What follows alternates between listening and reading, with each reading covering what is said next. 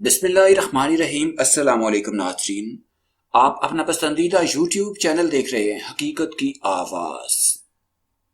ڈولی fashion جو ایک ٹک talker ہے، اس محترمہ نے اسلام آباد مارگلہ کی پہاڑی میں ماڈلنگ اور ٹک ٹاک ویڈیوز کی خاطر آگ لگائی جو 2 دن تک نہ بجھ سکی اور محکمہ جنگلات بھی سوتا رہا۔ اس ٹک ٹاکر کو گرفتار تو کر لیا گیا ہے، کیا اس بلا کے آگے قانون زیادہ دیر کھڑا ہو پائے گا؟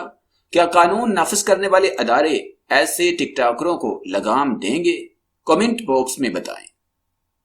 یا قانون صرف غریبوں کے لیے رہ گیا ہے؟ جنگل میں آگ لگا کر ماڈلنگ کرنے اور ٹک ٹاک ویڈیوز بنانے پر ٹک ٹاکر ڈولی فیشن کے خلاف تھانہ کوسار میں مقدمہ درج کر لیا گیا ہے۔ تفصیلات کے مطابق ٹک ٹاکر ڈولی کے خلاف اسلام آباد تھانہ کوسار میں درخواست دائر کی گئی ہے۔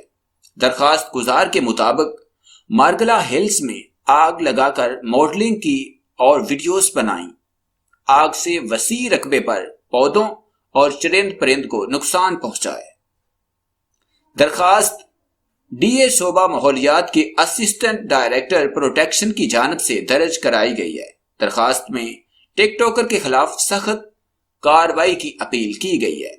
واضح رہے ٹک ٹاکر ڈولی فیشن ڈیزائنر ہے اور لاہور کے علاقے گلبرگ میں پہلے مین بلو وارڈ میں میک اپ سیلون چلاتی تھی۔ اس کے بعد انہوں نے ایم عالم روڈ کے عقب میں اپنا پارلر شفٹ کیا۔